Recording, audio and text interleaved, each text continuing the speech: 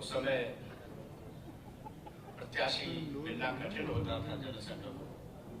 वहां एक कृषि प्रचारक थे, उन्होंने श्रद्धेय कल्याण सिंह जी को प्रेरित किया, अध्यापक की नौकरी छोड़ी, चुनाव की तैयारी की। हमको वो बताते थे प्रचारक के भाषण में दिखता था और कमरे में उनकी तैयारी बोलने की, भाषण की कराई जाती थी। आगे चल के हम सबको मालूम है कि वो एक देश के बहुत श्रेष्ठ वक्ताओं में उनकी गिनती हुई। चुनाव के दिनों में उनकी बड़ी मांग रहती थी भाषणों के लिए, लेकिन संघ का काम जब उनकी ओर था, दायित्व था, तो निष्ठापूर्वक वो दायित्व उन्होंने निभाया। संघ की प्रेरणा से ही राजनीति के क्षेत्र में उनको दायित्व मिला, तो उन्होंने पीछे मुड़कर नहीं देखा। एक हमने उन्हें जिला मंत्री और जिला अध्यक्ष से ही बढ़ते हुए देखा और परिश्रमी थे। ये बाबू शब्द भी उन्होंने उनके औद्योगिक क्षेत्र में ही दिया। तब से उस क्षेत्र के अंदर कोई उनका नाम नहीं लेता था, गांव गांव को बाबूजी के नाम से ही पुकारते थे। और इस गांव में बाबूजी आए हैं, इसी से सब समझ जाते थे कि बाबू कल्याण सिंह जी इस गांव में आए हैं। हमने देखा, हम उनके चुनाव क्षेत्रों में भी जाते थे तो वो एक ऐसे चुनाव की रणनीति बनाने वाले व्यक्ति थे जो अपनी रणनीति चुनाव की स्वयं बनाते थे, स्वयं उसका क्रियान्वयन करते थे। और जहां प्रत्याशी देर रात तक अपने चुनाव क्षेत्रों से लौटते हैं, वो बहुत जल्दी 6 बजे तक अपने चुनाव क्षेत्र से वापस आते थे, आगे की रणनीति बनाते थे और उनके चुनाव को गांव गांव के लोग ये चुनाव उनका लड़ाते थे। हम इसी बात से और अनुभव कर सकते हैं कि वो कितने प्रसिद्ध अपने क्षेत्र के अंदर थे। एक जनसभा होती थी अतरौली में, जिसको स्वयं श्रद्धेय कल्याण सिंह जी संबोधित करते थे। गांव गांव के लोग आते थे, गाड़ियों में आते थे, उस समय बैलगाड़ियां बहुत थी, गाते बजाते गीत गाते हुए एक बड़ी सभा होती थी।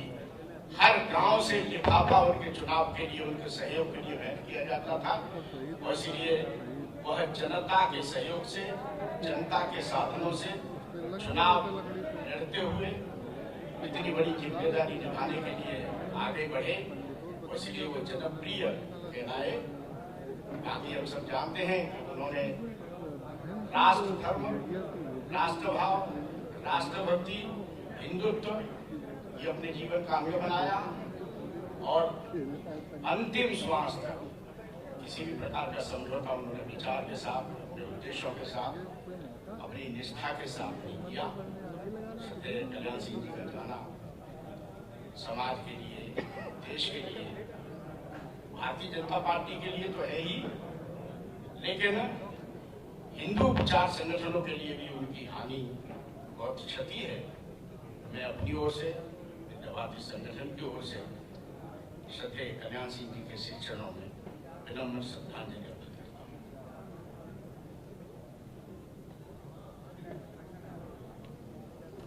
श्रद्धांजलि की कड़ी में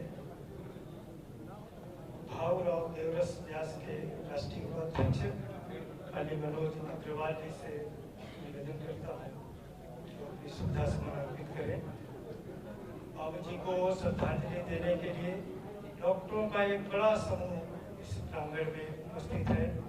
डॉक्टर आलोक त्रिपाठी जी, डॉक्टर सूर्यकांत त्रिपाठी के इंदौर मेडिकल कॉलेज,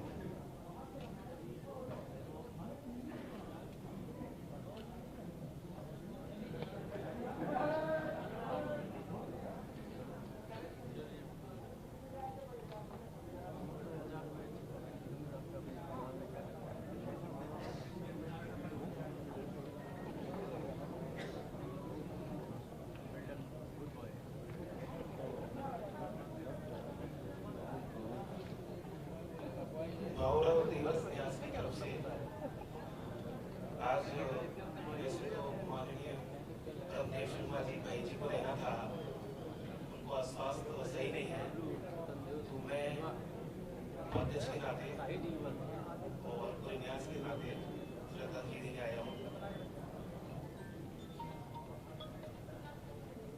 कल मैं जब भाई जी से मिला दिल्ली में, भाई डॉक्टर जी के निवास पर स्वास्थ्य लाभ ले रहे हैं, तो मैंने भाई जी को बताया रात्रि को कि मैं सुबह लखनऊ मेरे को बुलाया गया है न्यास की तरफ से श्रद्धांजलि देने के लिए, और न्यास ने ही कार्यक्रम आयोजित किया है।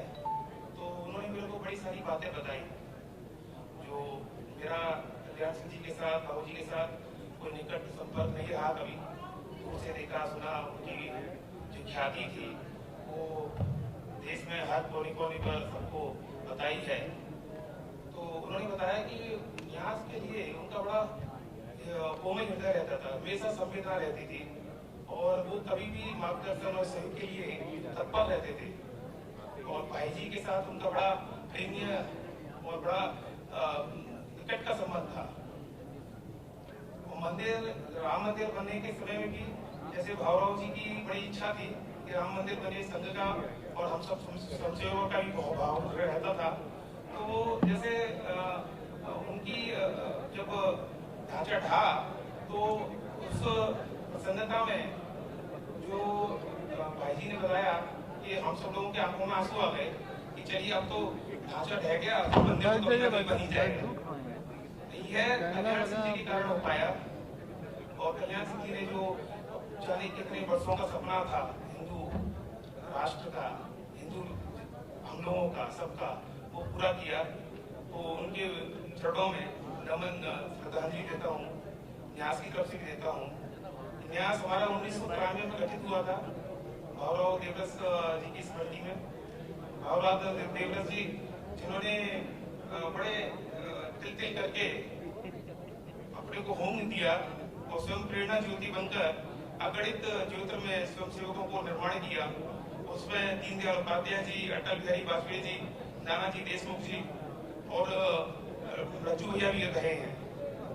तो ऐसे महान पुरुष के सपने को उन्होंने पूरा किया।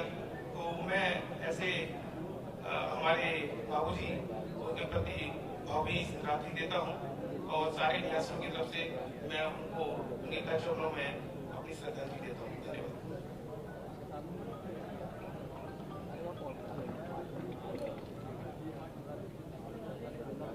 मैं मातृशक्ति की व्यवस्था में लगे हुए बहनों से निवेदन करता हूँ, थोड़ा आगे कर लीजिए, बहनों की संख्या बढ़ती जा रही है। बाबूजी के प्रति कैसी श्रद्धा सबकी है। सभी सामाजिक संगठन, समाज के सभी प्रमुख लोग यहाँ पर अपनी श्रद्धा सुमन अर्पित करने के लिए आ रहे हैं। थोड़ा व्यवस्थाओं के जो इधर बाएं साइड खड़े हैं गली में, उनसे भी निवेदन है कि दाहिने साइड थोड़ा आगे और आ जाएंगे, इसे आगे, हाँ आप सब थोड़ा आगे हो लीजिए।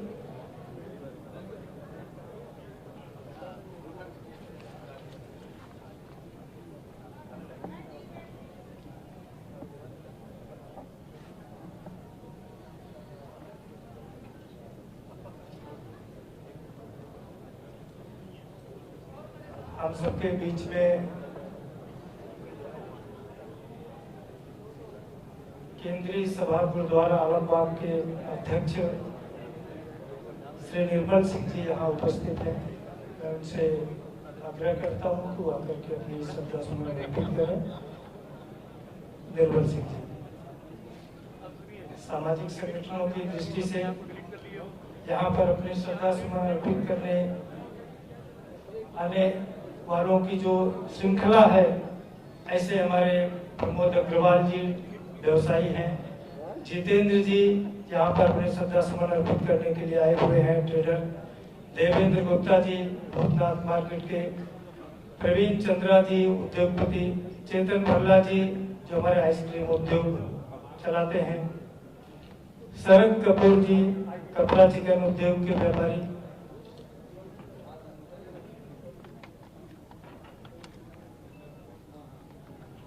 वाहिगुरू जी का खालसा वाहिगुरू जी की फतेह।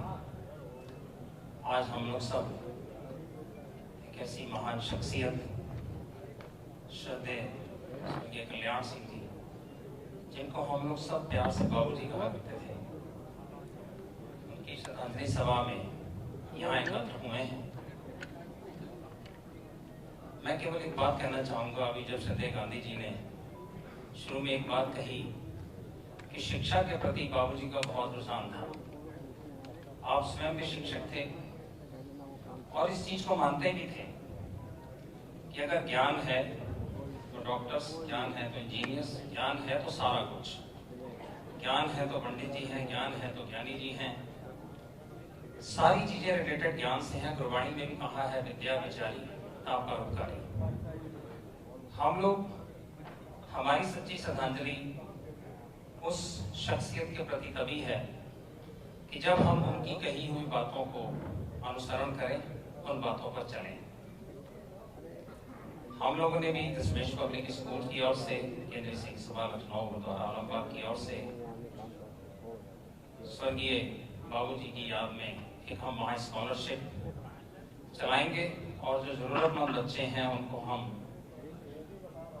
श्रद्धेय कल्याण सिंह जी के नाम पर एक स्कॉलरशिप वहाँ पर प्रोवाइड कराएंगे, ताकि जो उनकी इच्छा थी कि वो समाज एक अच्छा पढ़ा लिखा बने, उस चीज को हम लोग पूरा करने की कोशिश करेंगे।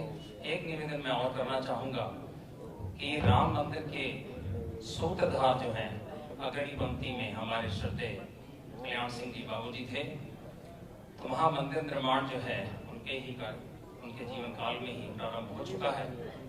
तो वहाँ पर कुछ ऐसा उनकी स्मृति में जरूर बनाया जाए, ताकि रहती दुनिया में उनकी भी ये याद वहाँ बरकरार रहे कि माननीय हमारे श्रद्धेय कल्याण सिंह जी द्वारा इस काम के सूत्रधार थे, जिनके पूरे प्रयासों से आज हम इन 400 साल की समस्या से निस्तारण पा पाए हैं, हम उनको भी उसी तरीके से याद करते हैं। पुनः एक बार सिख समाज की ओर से, केंद्रीय सिंह सभा लखनऊ गुरुद्वारा की ओर से, दशमेश पब्लिक की ओर से मैं बाबूजी के चरणों में विनम्र श्रद्धांजलि अर्पित करता हूँ।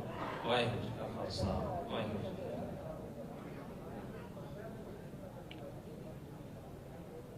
बाबूजी के चरणों में अपनी श्रद्धासुमन अर्पित करने के लिए राष्ट्रीय स्वयंसेवक संघ के केंद्रीय पदाधिकारी माननीय इंद्रेश जी भी यहाँ पर आए हुए हैं। मैं उनसे निवेदन करता हूँ कि अपनी श्रद्धांजलि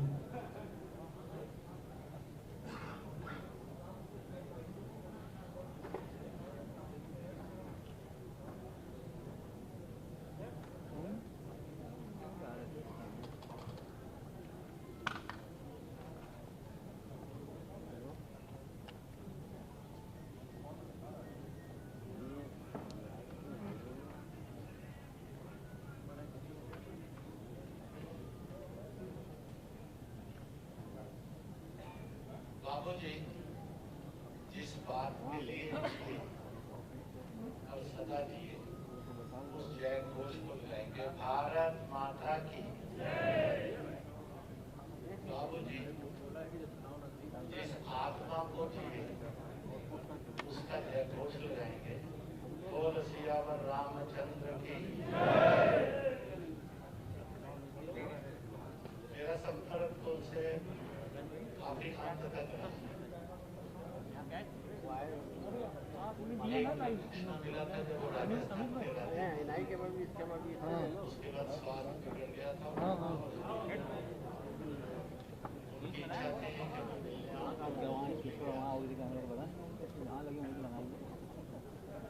अभी 1.5 साल पहले एक बार फिर उनका संदेश आया था। लग रहा है कि अंतिम यात्रा की तरफ जिंदगी जा रही है। तो मेरी बातचीत हुई थी, कोविड के कारण प्रत्यक्ष मिलना बहुत सीमित समय के लिए हुआ, परंतु कोविड हुआ।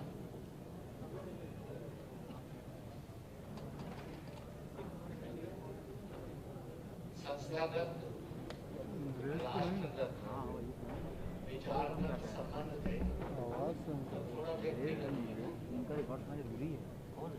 इसलिए उसको केवल मानव नहीं कहा जा सकता, महामानव कहने में कोई संकोच नहीं है।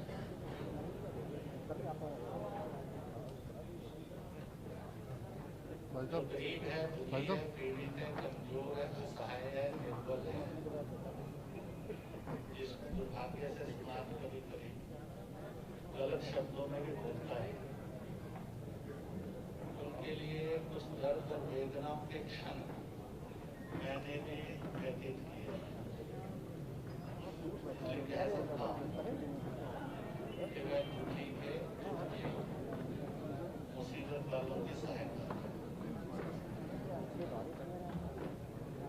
जिस पर जुल्म है उस पर जुल्म ना हो, इसलिए जुल्म मुक्त समाज को देखना चाहिए। मैं 6-7 दिन से उत्तर प्रदेश में था, फिर जब काशी गाजीपुर बहुत अलग किस्म के कार्यक्रम जनजातीय सम्मेलन, अनुसूचित वो लाइव स्ट्रीमिंग पे डालें क्या? ईसाइयों के लिए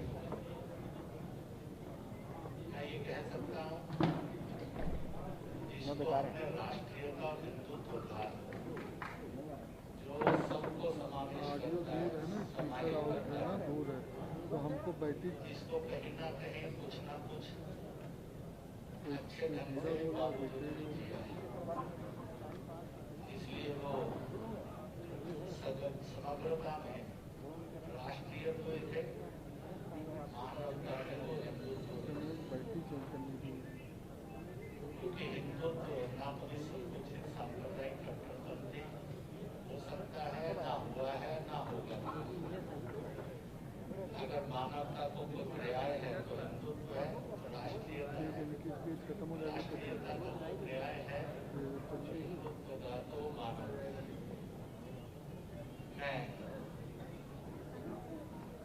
बाबूजी को नमन करता हूँ। परिवार के दुख में हम सब उनके साथ खड़े थे, हैं और रहेंगे, और उनके जीवन के कुछ संस्मरण सबके पास हैं, उनको याद भी करना चाहिए, जीना भी चाहिए,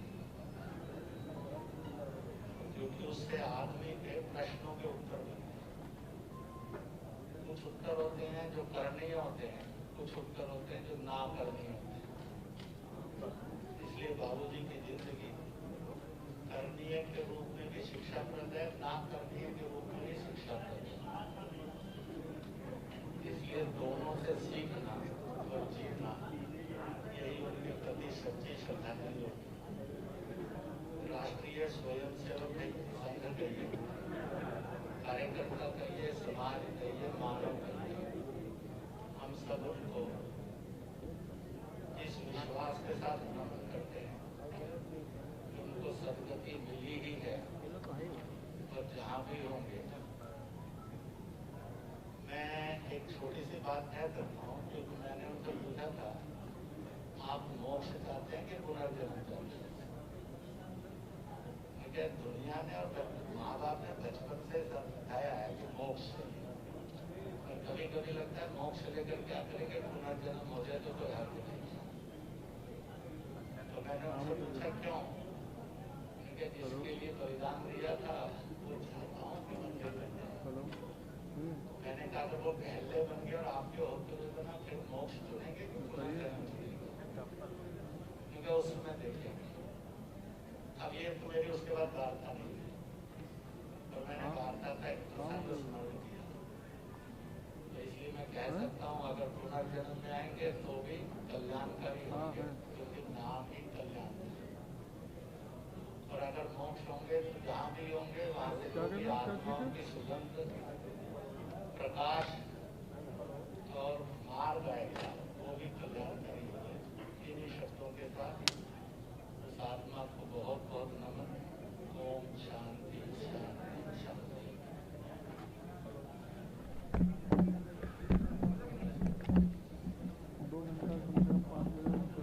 श्रद्धांजलि की कड़ी में मैं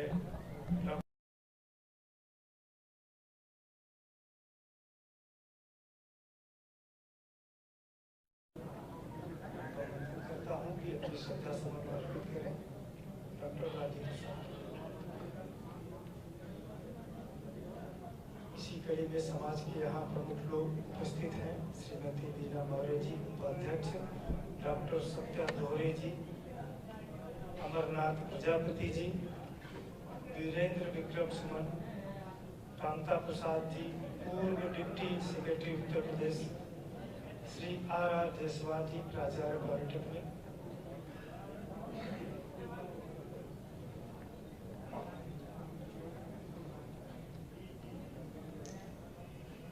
श्रद्धेय बाबूजी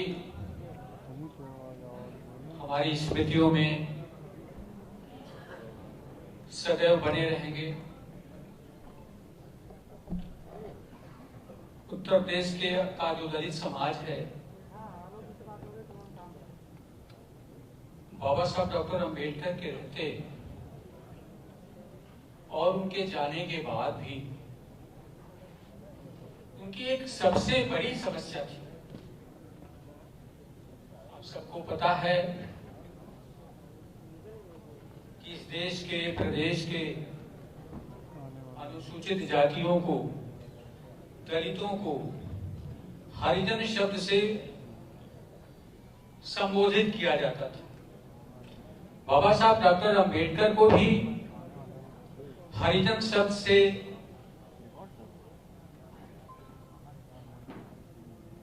लगाव नहीं था और अंबेडकर वाली जो दलित आंदोलन हुए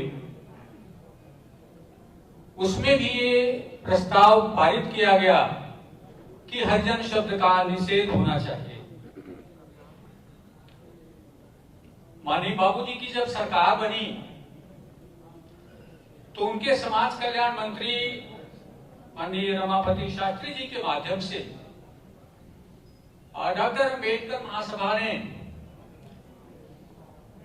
तत्कालीन मुख्यमंत्री श्रद्धेय कल्याण सिंह जी से एक अनुरोध किया और कहा कि उत्तर प्रदेश से हरिजन शब्द निषेध होना चाहिए। पूरे प्रदेश का दलित गौरवान्वित है श्रद्धेय कल्याण सिंह के ऊपर, नाज है उनपे और उन्होंने अपनी पहली कैबिनेट में उत्तर प्रदेश से हरिजन शब्द का निर्मूलन कर दिया था। यह जो प्रसंग है, यह जो निर्णय है उत्तर प्रदेश के दलितों के लिए प्रासंगिक तो रहा ही, पूरे देश में फिर इस शब्द का निषेध हुआ और इसके सूत्रधार श्रद्धेय कल्याण सिंह बने। उनके समय में शिक्षा में जो सुधार हुए, खासकर से नकल अध्यादेश, स्थानांतरण, उद्योग में प्रहार, नियुक्तियों में पारदर्शिता, मुझे लगता है कि वर्तमान सरकार जो गुंडागर्दी के खिलाफ, माफियाओं के खिलाफ जो जंग जीत रही है, नियुक्तियों में पारदर्शिता की जो सर्वव्याप्तता है जो पूरे देश में दिख रही है, यह श्रद्धेय कल्याण सिंह जी के दिखाए हुए पदचिन्हों पर ही संभव हो पाया है। और अंत में मैं भारतीय जनता पार्टी की सरकार को इसलिए भी साधुवाद देता हूं और पूरे प्रदेश और देश के दलितों की तरफ से नमन भी करता हूं कि एक तरफ जहां हरिजन शब्द का निषेध करके दलितों को आपने सम्मान दिया, वहीं उत्तर प्रदेश की जो भाजपा की सरकार है उसने बाबा साहब डॉक्टर अंबेडकर का चित्र सभी सरकारी कार्यालयों में लगवा करके दलितों के, इस प्रदेश के दलितों को एक बड़ा तोहफा दिया है और उसके लिए भी मैं साधुवाद देता हूं। श्रद्धेय कल्याण सिंह जी की स्मृतियों को सादर सादर नमन।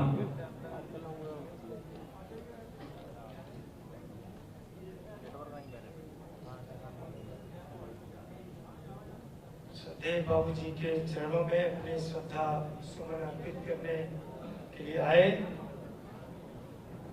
हमारे भारतीय जनता पार्टी के प्रदेश के उपाध्यक्ष पंकज सिंह जी, प्रदेश के महामंत्री अनिल गुप्ता जी, उपाध्यक्ष विजय बहादुर पाठक जी, हमारे कैबिनेट मंत्री गोपाल टंडन जी,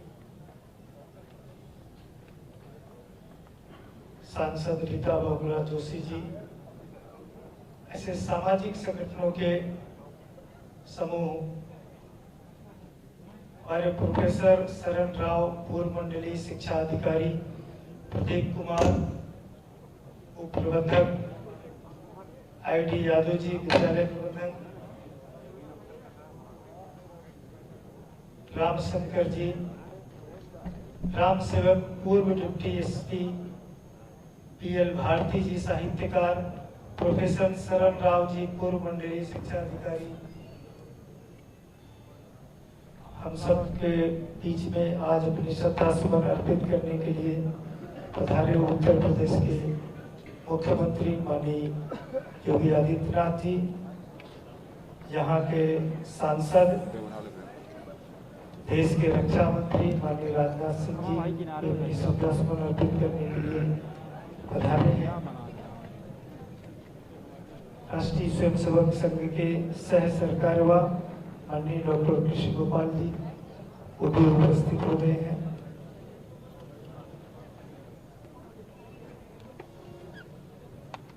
माननीय उप मुख्यमंत्री माननीय केशव प्रसाद मौर्य जी, माननीय उप मुख्यमंत्री डॉक्टर दिनेश शर्मा जी, यहाँ तमाम सामाजिक संगठनों के प्रमुख अपनी श्रद्धा सुमन अर्पित करने के लिए पधारे।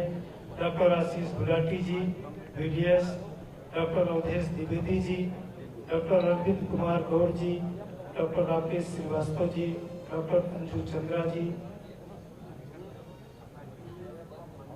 मैं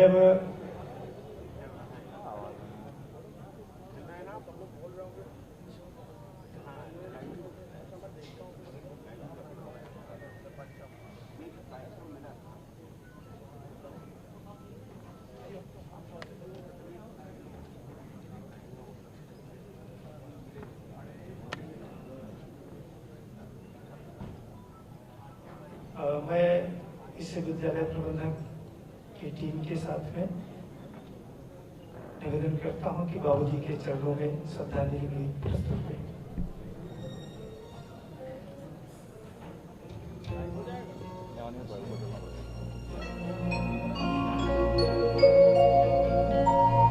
भारत के इस महावीर को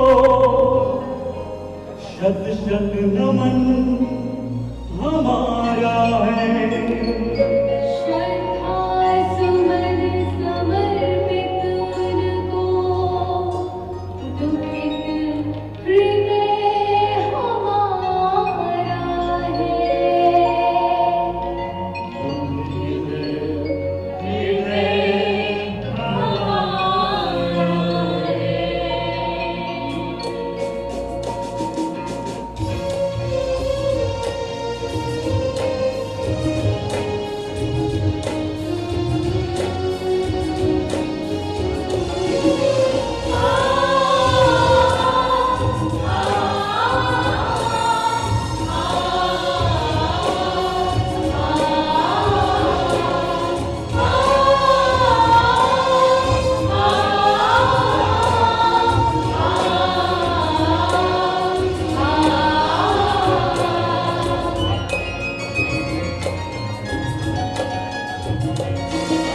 भारत के उस महावीर को शत शत नमन हमारा है। भारत के उस महावीर को शत शत नमन हमारा है। श्रद्धा सुमन समर्पित उनको, दुखित हृदय हमारा है। श्रद्धा सुमन समर्पित उनको, दुखित हृदय हमारा है। राजनीति के युग का सूरज अमर हुआ वो प्यारा है। राजनीति के युग का सूरज अमर हुआ वो प्यारा है। कल्याण सिंह जी अमर रहे, शत शत नमन हमारा है। बाबूजी अमर रहे, शत शत नमन हमारा है। बाबूजी अमर रहे, शत शत नमन हमारा है।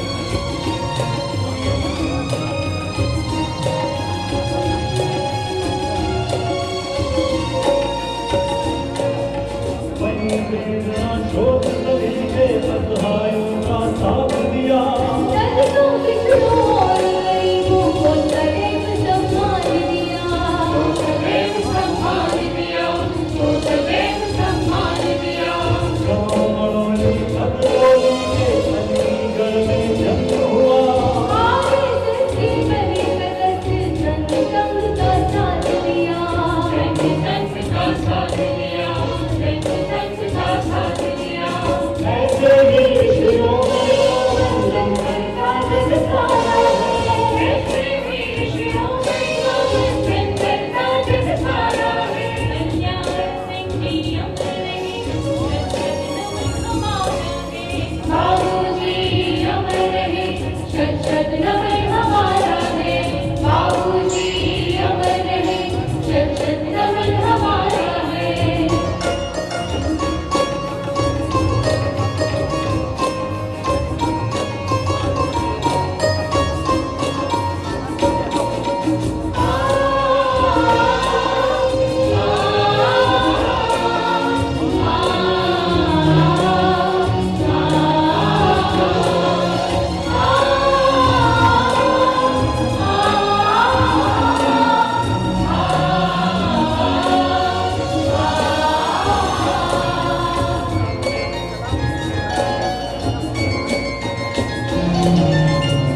राम मंदिर उनके ही तपस्याओं का परिणाम। मुख्यमंत्री पद को त्यागा, बारंबार है उन्हें प्रणाम।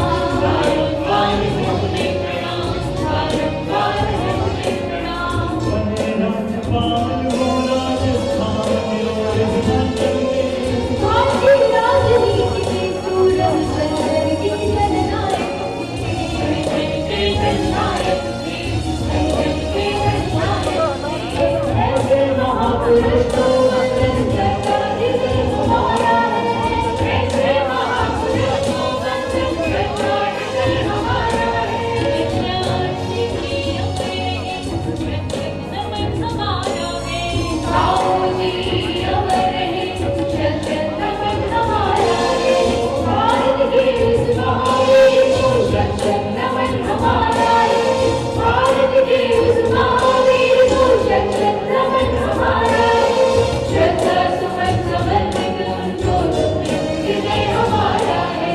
श्रद्धा सुमन समर्पित उनको तुम्हें हृदय हमारा है। राजनीति के युग का सूरज अमर हुआ वो प्यारा है। राजनीति के युग का सूरज अमर हुआ वो प्यारा है। कल्याण सिंह जी अमर रहे, शत नमन हमारा है। बाबूजी अमर रहे, शत नमन हमारा है। बाबूजी अमर रहे, शत नमन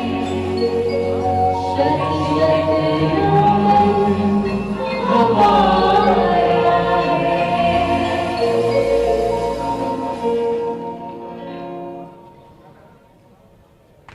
बाबूजी के श्री चरणों में पुष्पांजलि अर्पित करने के लिए मैं निवेदन करता हूँ। राष्ट्रीय स्वयंसेवक संघ के सह सरकारवा माननीय डॉक्टर कृष्ण गोपाल जी, भारत सरकार के रक्षा मंत्री माननीय राजनाथ सिंह जी, उत्तर प्रदेश के मुख्यमंत्री माननीय योगी आदित्यनाथ जी, बैठ जाओ। प्रदेश अध्यक्ष माननीय स्वतंत्र देव सिंह जी, उप मुख्यमंत्री माननीय केशव प्रसाद मौर्य जी, माननीय डॉक्टर दिनेश शर्मा जी, मैं सभी से निवेदन करता हूँ पुष्पांजलि अर्पित करें।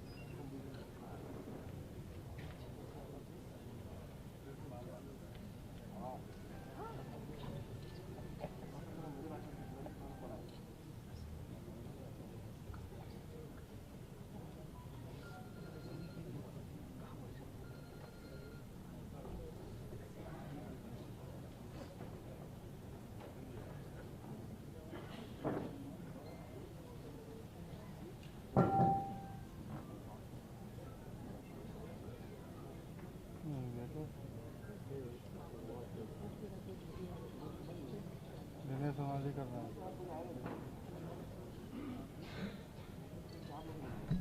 मैं आमंत्रित करता हूँ उत्तर प्रदेश सरकार के उप मुख्यमंत्री माननीय डॉक्टर दिनेश शर्मा जी से वो आवे दो शब्द माननीय बाबूजी के चरणों में अपनी श्रद्धा सुमन अर्पित करें। माननीय दिनेश शर्मा जी। ये सामने से हट जाओ सामने से हटो। उपस्थित सभी शोकाकुल श्रद्धेय वृंद, ये एक ऐसा अवसर है कि हम सब ने अपने एक ऐसे राजनेता को अपने से बिछोड़ने का एक अवसर हम सबको ऐसा मिला जिसे पूरा प्रदेश नहीं पूरा देश स्तब्ध है। आदरणीय कल्याण सिंह जी अपने कार्यों के कारण, अपने विचारों के कारण सदैव हम सबको याद रहेंगे। वो एक भारतीय संस्कृति के पुरोधा थे, हिंदू संस्कृति के पुरोधा थे। जैसा कि हमारे संस्कारों में कहा जाता है कि जो जन्मा है उसकी मृत्यु निश्चित है, लेकिन हम साथ में ये भी कहते हैं कि जैसे अलग अलग धर्मों में प्रचलन होता है कि किसी दूसरे संप्रदाय में मृत्यु के बाद जब उसको दफन करते हैं तो कहते हैं कि सुकून मिलेगा, लेकिन हिंदू संस्कृति में हम कहते हैं कि आत्मा चलायमान है, गतिमान है। एक शरीर को छोड़ती है तो दूसरे शरीर को धारण करती है। ऐसी मान्यता हम सबके बीच में है। आज उनको श्रद्धांजलि देते हुए हम यही कहेंगे, हे ईश्वर, उनकी आत्मा जो गतिमान है उसको इस भारतवर्ष में, इस उत्तर प्रदेश की भूमि में फिर किसी न किसी रूप में स्थान प्राप्त हो। हम सबका ईश्वर से यही प्रार्थना है कि उनको मोक्ष की प्राप्ति हो। वो जहां भी रहे उनके आदर्शों का हम सब पालन करने की शक्ति हम सबको मिले। केवल एक स्मरण मेरे अंतर्मन में आता है कि माननीय कल्याण सिंह जी का सानिध्य मुझे समय समय पर मिला। संगठन के अध्यक्ष वो थे, उस समय कार्यकर्ता के रूप में काफी निकट से देखने का अवसर मुझे मिला। बाद में मैं उनके साथ में पर्यटन विभाग का उपाध्यक्ष के रूप में काम करने का अवसर मिला। बाद में महापौर के लिए जब उन्होंने मेरा चयन किया तो काफी कुछ उनका टिप्स होते थे और एक एक शब्द परिवर्तनकारी हुआ करते थे। एक अवसर आया, जो घटना आज भी मुझे याद आती है कि प्रातःकालीन जब मैं मुख्यमंत्री के रूप में शिक्षा विभाग मुझे मिला था तो एक अलीगढ़ का एक स्थान है जिससे उनका आगाध स्नेह रहा है। उसके बारे में होता था कि जैसे प्रयागराज बोर्ड है तो परीक्षाओं के संदर्भ में वो दुष्प्रचारित क्षेत्र था, जिसको लोग बोलते थे कि फलाना नाम से लेके कि ये बोर्ड है जिसकी अलग व्यवस्था चला करती थी नकल के मामले में। नकल विहीन परीक्षा आदरणीय राजनाथ सिंह जी के समय, माननीय कल्याण सिंह जी के मुख्यमंत्री काल में शुरू हुई थी।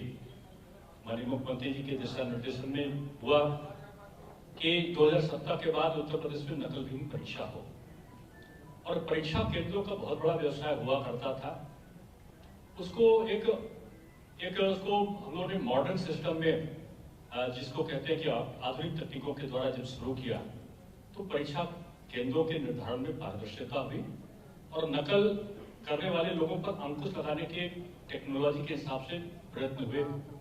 मैं ये किस्सा इसलिए बता रहा था कि राज्यपाल के रूप में श्री कल्याण सिंह जी का एक दिन मुझे सुबह सुबह फोन आया और उन्होंने मुझसे कहा कि दिनेश जी, मेरे पास में, उन्होंने कुछ गांव का नाम लिया, वहां के लोग आए हुए, ये विद्यालय से जुड़े हुए लोग हैं और इनका ये कहना है कि नकल के समय जो नकल कराने वाले लोगों के आरोप में इनके ऊपर कुछ दफाएं लगी हैं कॉपियों को बदलने के लिए।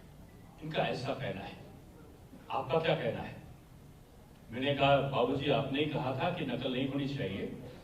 ये लेखक के रूप में ये थे कि मिस्टर ए की जगह मिस्टर बी बैठने वाले लोग, और उनके खिलाफ ये एफआईआर दर्ज हुआ। उनका कि मैं जो कहना चाहता हूं उसको सुनाएंगे तुमने, और आगे की बात आप बोलने लगे। मैंने कहा, बाबूजी, इसीलिए उनके खिलाफ एफआईआर दर्ज हुई और उनके खिलाफ कार्रवाई हो रही है, आपका आदेश क्या है? बोले, मैं वही कहना चाह रहा हूँ। कितनी दफाएं लगाई? मैंने 3-4 दफाओं का नाम लिया। उन्होंने बोले, 3 दफाएं छोड़ दिया तुमने, इन 3 दफाओं को मेरी तरफ से और लगा देना, नकल नहीं होने देना। एक आदर्शवादी नेता के रूप में कल्याण सिंह जी का कोई प्रिय वही होता था जो सद कार्यों की ओर काम करना चाहता था। आदरणीय कल्याण सिंह जी ने समय समय पर अलग अलग दृष्टि दी प्रदेश को, एक समाज को समग्रता की ओर लाने का उन्होंने एक बड़ा लंबी यात्रा को उन्होंने पूरा किया। प्रदेश की जो विकास की योजनाएं थी वो आज भी उनको याद की जाती हैं। ईश्वर से यही प्रार्थना है कि अपने श्री चरणों में उनको स्थान दे और उत्तर प्रदेश उनके बताए हुए मार्ग पर चलकर इस उत्तर प्रदेश को एक करने पर, जो वो कहते थे जातिवाद नहीं, संप्रदायवाद नहीं, केवल विकासवाद रहेगा, उसी के रास्ते पर उत्तर प्रदेश चल सके, यही ईश्वर से प्रार्थना है।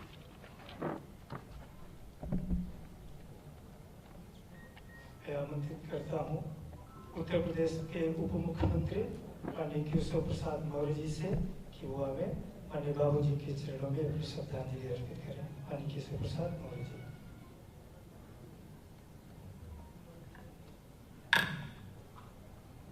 आज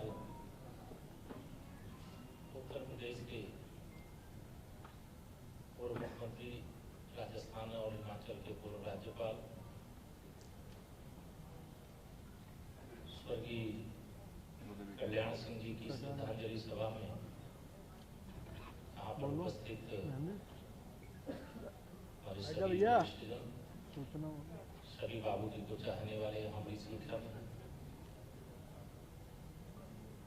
बाबू जी के बारे में अगर मैं कुछ बताऊंगा, मुझे लगेगा कि मैं सूर्य भगवान को दीपक दिखाने की कोशिश कर रहा हूँ,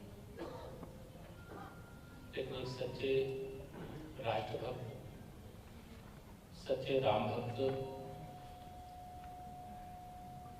और उत्तर प्रदेश के लिए, देश के लिए भारतीय जनता पार्टी के शीर्ष नेता के रूप में जो उन्होंने हम सबको दिशा दी है, वह हमारे जीवन के लिए एक सार्वजनिक जीवन में जब काम करते हैं तो एक आदर्श मार्ग है कि जब राजनीतिक जीवन में समाज की सेवा करने का अवसर आपको मिलता है तो किस किस प्रकार से त्याग करना चाहिए, किस किस प्रकार से बलिदान करना चाहिए। आज हम सबको इस बात का गर्व है कि जब 6 दिसंबर 1992 को अयोध्या में श्री रामलला की जन्मभूमि पर खड़ा विवादित ढांचा, जिसकी कार सेवा के लिए पूज्य संतों ने आह्वान किया था, लाखों की संख्या में कार सेवक अयोध्या में थे, मैं भी था वहां पर। उस समय मैं राजनीति में नहीं था, मैं विश्व हिंदू परिषद के संगठन मंत्री के नाते काम करता था। लेकिन हमें यह कहते हुए कोई संकोच नहीं है कि एक कार सेवा के लिए राम भक्त 30 अक्टूबर 1990 को भी गए थे, जब सत्ता प्राप्त करने के लिए राम भक्तों पर गोलियां चलाई गई थी। लेकिन दूसरा अवसर था जब 6 दिसंबर 1992 को कार सेवक गए थे तो राम भक्तों को खरोच नहीं आने दिया और अपने मुख्यमंत्री पद को भी त्याग कर देने का काम किया, इस्तीफा दे देने का काम किया। और उनका जो पूरा विवरण है इस संबंध में सब हमको ज्ञात है, सब हम जानते हैं। ऐसे पूज्य बाबूजी श्री कल्याण सिंह जी को अपनी विनम्र श्रद्धांजलि अर्पित करते हुए ईश्वर से प्रार्थना करता हूँ कि उनका जो अधूरा स्वप्न वह अपने जीवन काल में रामलला के भव्य मंदिर को देख करके जाते, इससे अधिक गौरव की बात और कोई नहीं थी। लेकिन यह जरूर श्रद्धांजलि सभा के अवसर पर हम सब मिलकर के संकल्प लेते हैं कि बाबूजी का कोई भी सपना अधूरा नहीं रहने देंगे। जो भी उन्होंने राष्ट्र के लिए, जो भी उन्होंने समाज के लिए, जो भी उन्होंने मंदिर निर्माण की दृष्टि से त्याग किया है, उनका त्याग, उनका बलिदान व्यर्थ नहीं जाने देंगे। व्यक्ति आते हैं और जाते हैं। कोई व्यक्ति आता है और इस शरीर क्योंकि नश्वर है छोड़ करके जाता है, लेकिन कोई एक जन्म में एक जन्म का काम करता है, लेकिन कोई एक जन्म में 1000 जन्म का काम करता है। ऐसे हमारे बाबूजी थे। मैं उनको विनम्र श्रद्धांजलि अर्पित करते हुए अपनी बाड़ी को उठान देता हूँ। मैं आमंत्रित करता हूँ भारतीय जनता पार्टी के प्रदेश अध्यक्ष माननीय स्वतंत्र देव सिंह जी को वो आवे और बाबूजी के श्री चरणों में अपनी श्रद्धांजलि अर्पित करें।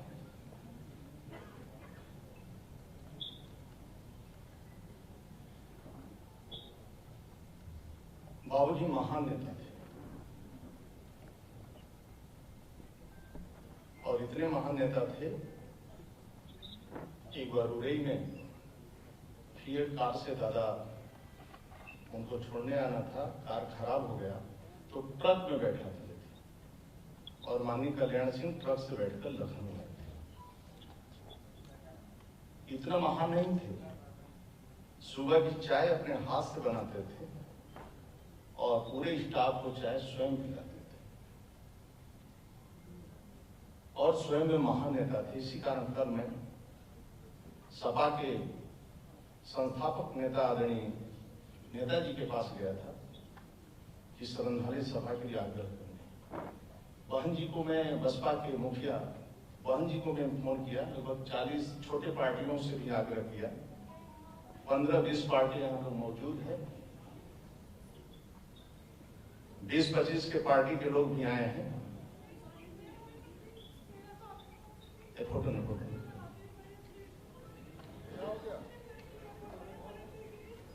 उधर कर दो, उधर ले जाओ। तो बहन जी ने फोन पर ही बात हुई, बोली कि 3-4 दिन बाद मिल लूंगा। उन्होंने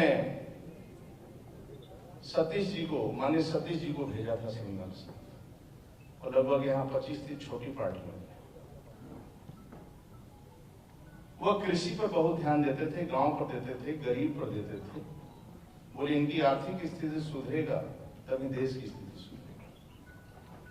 और जब मैं मिलने जाता था तो कहते थे कि उत्तर प्रदेश का योगी सरकार, योगी जी ने दलितों को, शोषित को, पिछड़ों को, सभी को संभाल लिया है, राज्य सुरक्षित है। इसी तरह कहते थे अब मोदी जी के हाथ में देश का बागडोर है, अब देश का कोई बिगाड़ेगा नहीं, देश सुरक्षित है। इस प्रकार के महान नेता थे। आज मैं उनको प्रदेश की तरफ से, पार्टी की तरफ से उनके चरणों में पुष्पांजलि अर्पित करता हूँ। कभी कभी इस धरती पर ऐसे नेता जन्म लेते हैं। आप सबका, आए हुए सभी का भी मैं सिर झुकाकर प्रणाम करता हूँ।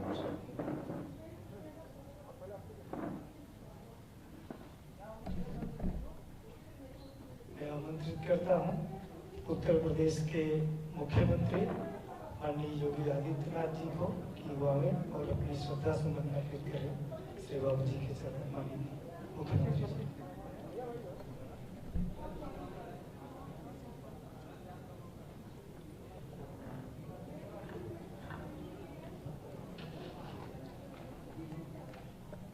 सम्मानित मंच, आज की श्रद्धांजलि सभा में उपस्थित सभी उपस्थित भाइयों बहनों,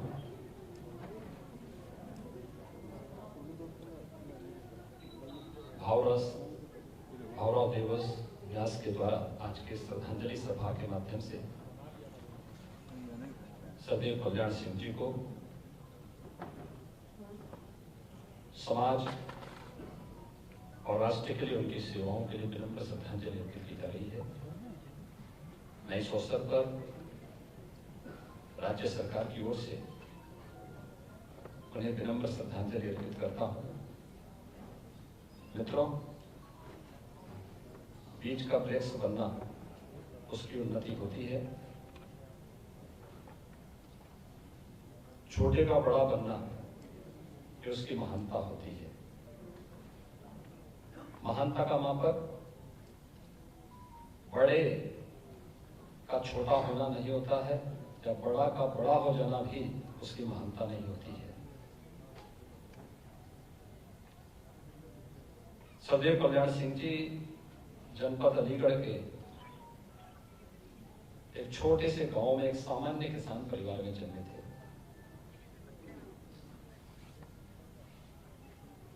एक सामान्य शिक्षक के रूप में उन्होंने अपनी दिनचर्या को प्रारंभ किया। राष्ट्रीय स्वयंसेवक संघ से जुड़ने के उपरांत राष्ट्र सेवा का जो व्रत उन्होंने लिया, जो भी और जिस भी क्षेत्र में उन्हें दायित्व दिया गया, जिस प्रतिबद्धता के साथ, जिस दृढ़ता के साथ और जिस समर्पण भाव के साथ उन्होंने उन दायित्वों का निर्वहन किया, आज उसी का परिणाम है कि हमारे बीच में भौतिक रूप से नहीं है, लेकिन उनकी स्मृतियां, उनके कृतित्व के माध्यम से हम सब के सामने है, प्रदेशवासियों के सामने, देशवासियों के सामने। दुनिया के अंदर राजनीति की शुचिता, पारदर्शिता, मूल्यों और आदर्शों के प्रति दृढ़ता और समर्पण का भाव जब तक लोकतंत्र के अंदर मौजूद रहेगा, उसका मूल्य मौजूद रहेगा, स्वर्गीय कल्याण सिंह जी के बारे में आम जन के मन में श्रद्धा और सम्मान का भाव इसी प्रकार से बना रहेगा। आज के इस अवसर पर एक सामान्य परिवार में जन्म लेकर के अपने कृतित्व के माध्यम से महानता हासिल करने वाले ऐसे महामानवों को प्रदेश शासन की ओर से, प्रदेशवासियों की ओर से विनम्र श्रद्धांजलि अर्पित करता हूं।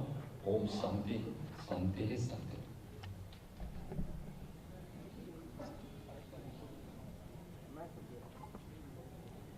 जिनका सरकार और संगठन दोनों के साथ में बाबूजी के साथ कंधे से कंधा मिलाकर काम करने का अनुभव रहा, ऐसे लखनऊ के सांसद, देश के रक्षा मंत्री माननीय राजनाथ सिंह जी को आमंत्रित करता हूं कि वह आवे और अपनी श्रद्धांजलि अर्पित करें।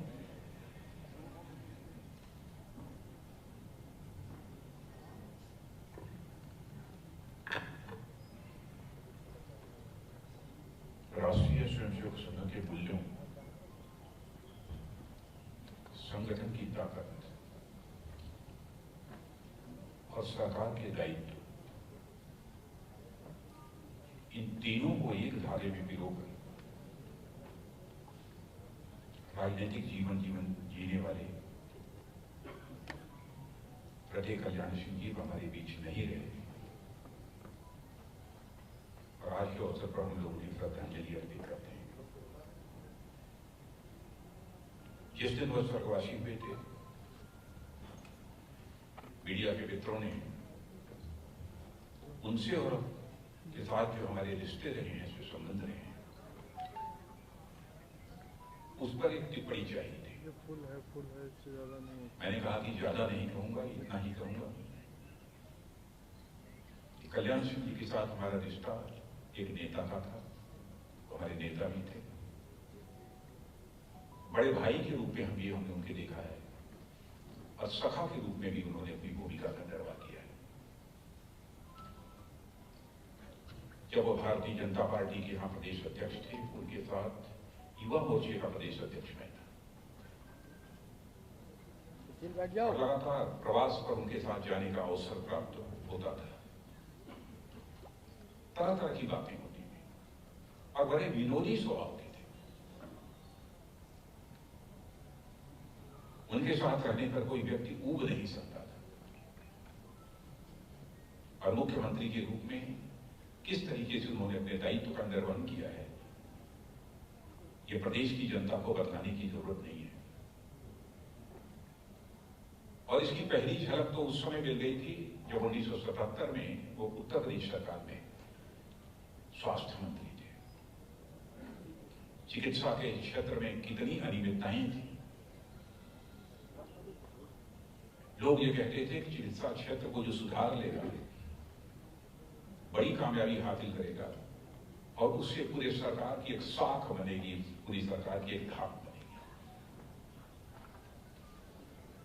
लेकिन जिस तरीके से स्वास्थ्य मंत्रालय के दायित्व को 1977 में प्रदे कल्याण सिंह जी ने संभाला, उसकी चर्चा होने लगी और उसी समय कुछ लोगों के द्वारा उनके बारे में यह टिप्पणी की जाती थी कि भविष्य के मुख्यमंत्री हैं। कुशल प्रशासक के रूप में जिस तरीके से उन्होंने अपने दायित्व का निर्वहन किया, अब उनके साथ मुझे शिक्षा मंत्री के रूप में भी जिम्मेदारी निभाने का अवसर प्राप्त हुआ है। वो घटना अद्भुत है। मैंने कैबिनेट का प्रस्ताव नकल रोकने के लिए बहुत कठोर प्रस्ताव मैंने बनाया था, इसे मैं मानता हूं। जब लेकर वह प्रस्ताव हमारे जो उसमें के प्रिंसिपल सेक्रेटरी थे सरदार कर्नैल सिंह जी, वो गए, कैबिनेट में स्वीकृत हुआ, कैबिनेट में विचार के लिए स्वीकृत हुआ। पहले दिन जब वह प्रस्ताव कैबिनेट के समक्ष रखा गया, हमारे कैबिनेट के सहयोगी जो थे उनमें डिफरेंस ऑफ ओपिनियन थी, मतों की भिन्नता थी, विचारों की भिन्नता थी। इतना कठोर कानून नकल रोकने के लिए, और साहब इतना कठोर कानून यदि हम लोगों ने लागू कर दिया तो करोड़ों की संख्या में बच्चे पढ़ते हैं, और एक बच्चे के परिवार में यदि 5 सदस्य होंगे तो 5 करोड़ लोग भारतीय जनता पार्टी के खिलाफ हो जाएंगे। 2 बार मंत्रिमंडल में वह प्रस्ताव पारित नहीं हो पाए। फिर मैं जाकर अकेले मणि कल्याण सिंह जी से मिला और मैंने अपनी इच्छा और अपना भाव दोनों व्यक्त किया। उन्होंने कोई जवाब नहीं दिया मुझे। ठीक है, फिर मैं समझ में नहीं पाया कि क्या करेंगे। इतने विरोध के बावजूद पारित होगा कि नहीं होगा, यह आशंका मेरे मन में बनी हुई थी। लेकिन जब बृहस्पतिवार या बुधवार को बैठक होती थी सामान्य, जब बैठक हुई तो चेयर पर बैठते ही प्रस्तावों का जो बंडल था, कैबिनेट के प्रस्तावों का बंडल, बीच से उसको निकालकर और उन्होंने ऐसे सभी मंत्रिमंडल के सदस्यों के सामने उसको दिखाते हुए उन्होंने कहा, भाई शिक्षा मंत्री जी का आग्रह है, इस पर कोई विचार नहीं होगा, यह प्रस्ताव पारित। शासन चलाने के लिए जो दृढ़ता चाहिए, वह दृढ़ता उस दिन हमने उनके अंदर देखी थी। और उन्होंने इस फैसले से यह सिद्ध कर दिया कि राजनीति केवल सरकार बनाने के लिए नहीं की जाती है, राजनीति की जाती है तो समाज बनाने के लिए राजनीति की जाती है। यह संदेश उन्होंने दे दिया था। यह कोई छोटी बात नहीं थी। और जब प्रदेश अध्यक्ष थे तो उनके साथ में भी 32-33 साल की उम्र थी। कभी अस्पताल लगता है कहने में, उनके साथ बैठकर हम लोग, कभी मैं ही आग्रह कर देता था भाई साहब आज ताश हो जाए। वो थे, मैं था, जगत नारायण दुबे थे, हरनाथ यादव थे, तो वो ताश खेलने के लिए बैठ जाते थे। 12 और 1 रात भी कभी कभी बैठ जाते थे। श्यामनंदन जी बैठे हैं, उनको क्या कहे, श्यामनंदन जी आप ही थे उस गोल में, है ठीक है। एक बार मैं सदस्य विधान परिषद निर्वाचित हुआ तो रहने की कोई जगह क्या नहीं थी, तो अस्थायी कोई वैसा निवास नहीं। उन्होंने कहा कि राजनाथ सिंह, मुझे कहना नहीं पड़ा, आपको हमारे आवास पर रुकना है। कई दिनों तक मैं उनके ही आवास पर मैं रुका था। सवेरे उठना, जैसा सुपम देव जी बता रहे थे, चाय बनाना, चाय पिलाना, खुद स्वयं करते थे। उनको तीनों भूमिकाओं में मैंने देखा है, नेता, भाई और सखा। लेकिन ये तो तय है, जो आज हैं कल नहीं रहेंगे, जो कल थे आज नहीं है। होने और न होने का यह सिलसिला लगातार चलता रहेगा। लेकिन एक भ्रम भी बराबर बना जाता है कि हम हैं और हम ही रहेंगे, यह भ्रम पलता भी रहता है।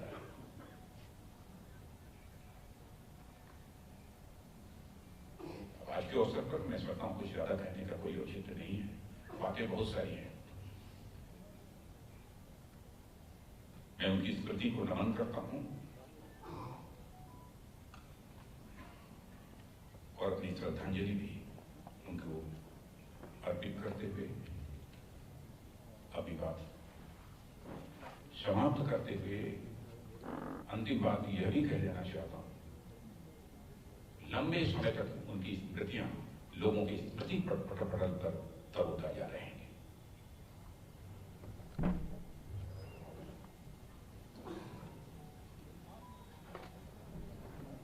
मैं आमंत्रित करना चाहता हूं राष्ट्रीय स्वयंसेवक संघ के सह सरकारवा माननीय डॉक्टर कृष्ण गोपाल जी से कि वह हमें अपनी श्रद्धा सुमन अर्पित करें। माननीय कृष्ण गोपाल जी।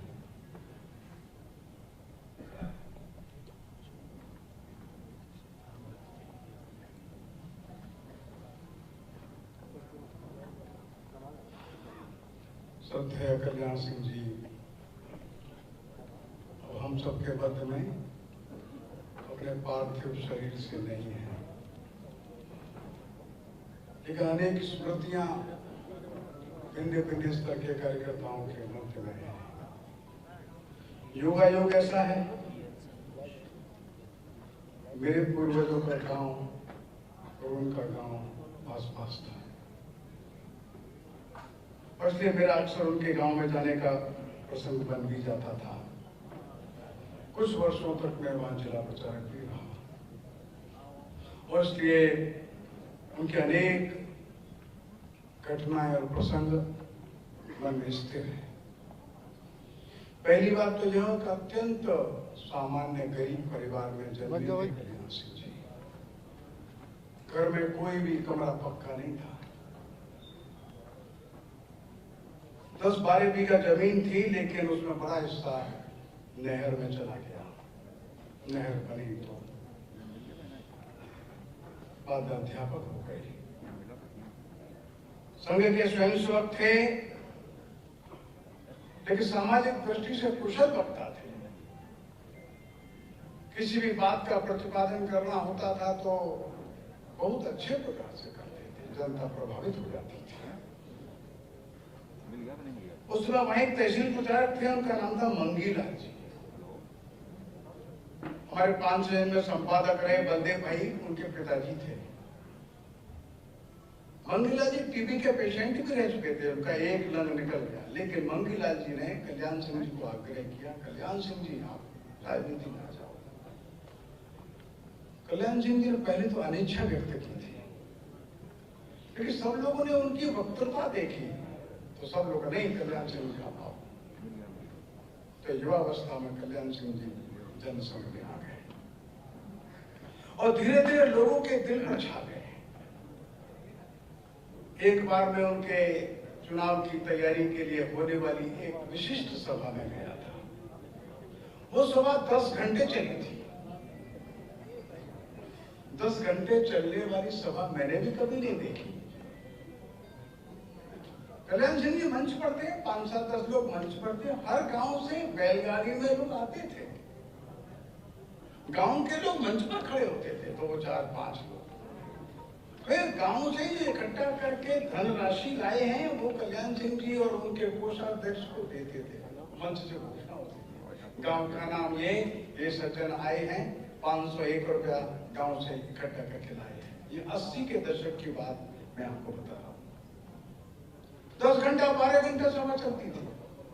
हर गांव से बैलगाड़ी या भैंसा गाड़ी में लोग आते थे। ट्रैक्टर का जमाना नहीं था, और ट्रैक्टर उस क्षेत्र में उतने थे भी नहीं, लेकिन हजारों बैलगाड़ियों से बड़ा मेला लगा रहता था। लोग खाना बना के लाते थे, अपने अपने घर से खाना भी खाते थे, भाषण भी चलते थे, बीच में गीत होते थे। लेकिन प्रत्येक गांव का प्रतिनिधित्व इस सभा में हो जाता था। ऐसा जन प्रतिनिधित्व उनको था। उनके कार्य की शैली भिन्न थी। गांव और गरीब के कष्ट और दुख को उन्होंने गहराई से समझा था। गांव का किसान कितना कष्ट में, कितना दुख में है। उसके बच्चे अच्छा कपड़ा नहीं पहन पाते। एक कृषक भी 2 जोड़ी कपड़े जीवन में नहीं बनवा पाता, नए अच्छे से रह नहीं पाता, दिन रात मेहनत करता। ये दुख उनके मन में था। देश की जो ग्रामीण जनता है, मजदूर जनता है, इसका उन्नयन होना चाहिए, इसका उत्कर्ष होना चाहिए। सामाजिक दृष्टि से जो पिछड़ गए, आर्थिक दृष्टि से जो पिछड़े, उनके बीच में अपने राष्ट्रीय विचार को लेकर के गहराई तक वे चले गए, ये उनकी विशेषता है। लेकिन साथ साथ एक बात और कहते थे, जो पिछड़े हैं उनको ऐसा व्यवहार करना चाहिए जैसे कोई गड्ढे में गिर गया। जो गिर गया वो भी ऊपर उठने का प्रयास करता है। गड्ढे के ऊपर जो है वो भी झुक करके उसको हाथ पकड़ लेते हैं। थोड़ा ये ऊपर से झुकते हैं, थोड़ा नीचे वाला ऊपर उठता है। ऐसा मिल करके नीचे वाला ऊपर आ जाता है। समाज में एक बड़ा वर्ग पिछड़ गया है, समाज में एक बड़ा वर्ग गरीब है, समाज में एक बड़ा वर्ग अशिक्षित है। दोनों को प्रत्यक्ष करना होगा तो समरस एकात्म समाज बनेगा। दीनदयाल जी का यही कहना है। दीनदयाल जी प्रारंभिक गुरु उनके थे इस राजनीतिक क्षेत्र के। इस प्रकार से एक सामाजिक परिवर्तन के पुरोधा थे। और जैसा पूर्व के वक्ताओं मान्यवर राजनाथ जी, मान्यवर मुख्यमंत्री जी, इन सभी ने जो उल्लेख किया, जो पहले स्वास्थ्य मंत्री बने थे तब तो मेरे को भी उन्होंने एक संस्मरण सुनाया, जैसा मान्यवर राजनाथ जी ने उल्लेख किया। उन्होंने कहा इस विभाग के भ्रष्टाचार को देख करके मेरा हृदय कांप जाता है। गरीब टीबी का मरीज है, उसकी भी दवा भी बेच देते हैं, कुष्ठ रोगी है, उसकी दवा भी बेच देते हैं। भ्रष्टाचार कितना नीचे और कितना अमानवीय रूप लेकर के खड़ा हो गया है, मेरे को चिंता होती है। कल्याण सिंह जी कैसे परिवेश में से आए थे, उसका एक उदाहरण मैं आपको बताता हूँ।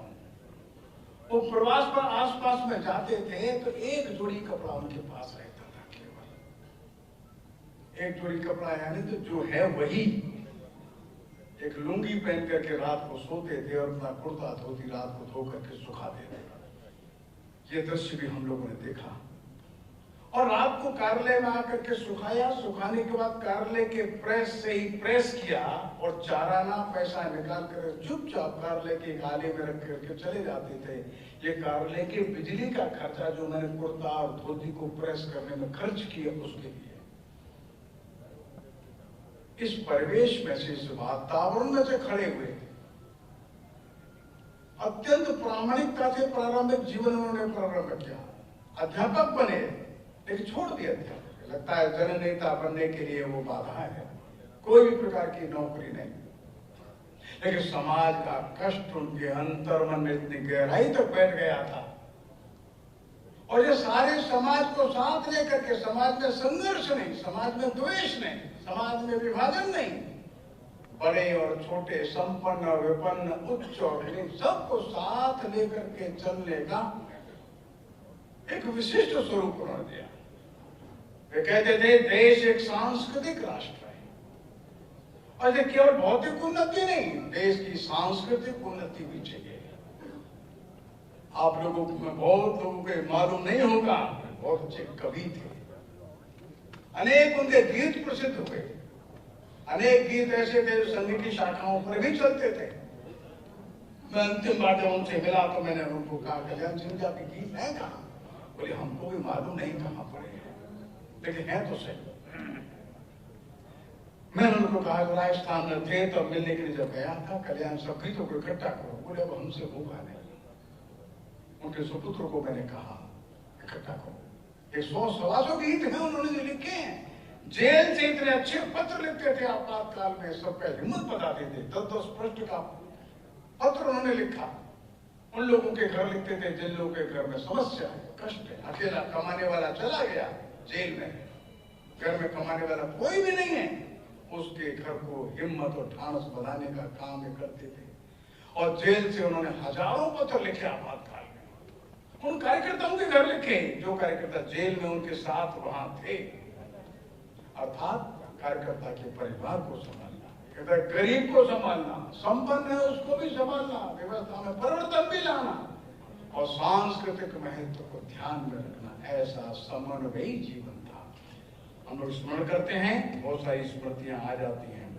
महान लोग अपने पीछे एक लंबी रेखा छोड़ करके जाते हैं, दूर तक प्रकाश रहता है, उस प्रकाश में हम सब लोग अपना अपना मार्ग खोजते हैं। और इसलिए विपन्न को संपन्न बना देने का उनका जो संकल्प है, दूर पिछड़ गए लोगों को ऊपर उठाने का जो उनका संकल्प है, उसको सब ध्यान में रखें। यही उनके प्रति सच्ची श्रद्धांजलि होगी। मैं राष्ट्रीय स्वयंसेवक संघ की ओर से उनके चरणों में विनम्रता श्रद्धांजलि अर्पित करता हूँ। ओम शांति शांति शांति।